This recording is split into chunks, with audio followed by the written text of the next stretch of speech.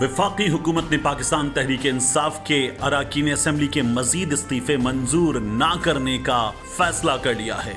जराए का कहना है कि हुकूमत ने पाकिस्तान तहरीक इंसाफ के अरकान असम्बली के इस्तीफों के मामले पर यू टर्न ले लिया है। अब किसी मजीद रुकन का इस्तीफा मंजूर नहीं किया जाएगा। राजा परवेज अशरफ PTI के 11 MNAs के इस्तीफे मंजूर कर चुके हैं। स्पीकर ने नया फैसला इत्तेहादियों की मुशावरत से किया है। सियासी तज्जियाकार कहते हैं कि PDM हुकूमत ने पाकिस्तान तहरीक इंसाफ के मुस्ताफी अरकान के इस्तीफे टुकड़ों में मंजूर किए, मगर हर जगह इमरान खान ने कामयाबी हासिल की, सिवाय मलीर में अब्दुल हकीम बलोच की कामयाबी के। इस सूरत हाल को देखते हुए हुकूमत सटपटा गई है और उसने ये फैसला किया है कि मजीद इस्तीफे मंजूर नहीं किए जाएंगे।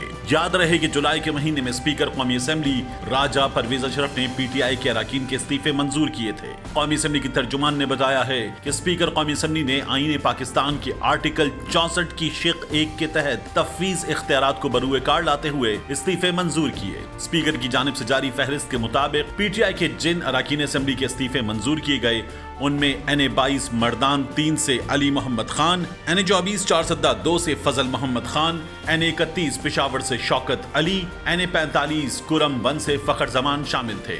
PTI के दीगर अरकान में NA-108 फैसलाबाद से फर्रुख हबीब, NA-118 ननकाना से एजाज अहमद शाह, NA-237 मलीर से जमील अहमद खान, NA-239 कोरंगी कराची 1 से मोहम्मद अकरम चीमा, NA-246 कराची जुनूबी 1 से अब्दुल शकूर शाद शामिल थे।